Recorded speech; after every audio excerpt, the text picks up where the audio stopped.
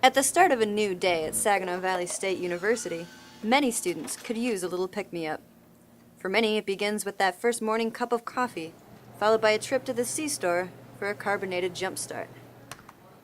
Then perhaps it's on to the RFOC, where the only barrier between you and fountain pop is willpower. Wherever they get it, Cardinals across campus agree that they depend on caffeine to get them through the day. I probably come to Starbucks every other day, get a caffeine fix. I could probably go a day without caffeine, but it definitely helps me get through my classes. For some, this pick-me-up poses a problem.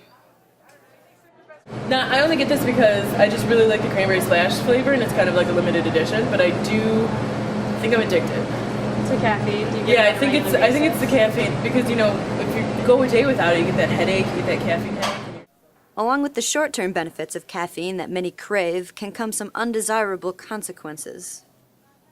Michele Bernreuter is a registered dietitian who knows the facts.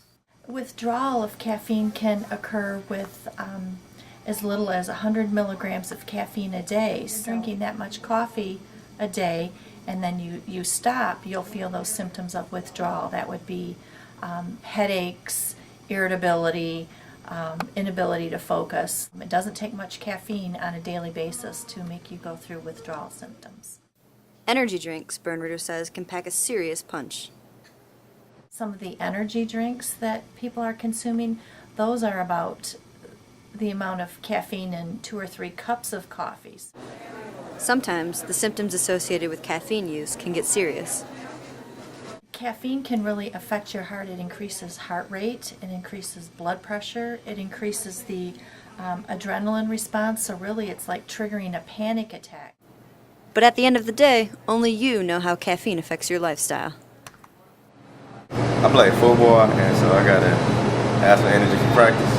Because we have 6 o'clock practices, and I start drinking around 5, and I'll be okay when the practice starts. In the mornings, I usually wake up, have a can of Pepsi, go to class, come back, have another can of Pepsi. When I go to lunch, I usually get a couple fountain drinks, something with caffeine in it. I don't think that my caffeine intake is too much, just because I don't think I drink as much as some of the other people that have the energy drinks all day. There's no substitute for a good night's rest. You know, all things in moderation, so, you know, a small amount of caffeine is not going to hurt, but large doses of caffeine can have significant health effects for the short term at least. I could use a decrease, absolutely. I don't drink energy drinks though. I don't do that. Too much sugar loss. Too much, but just enough.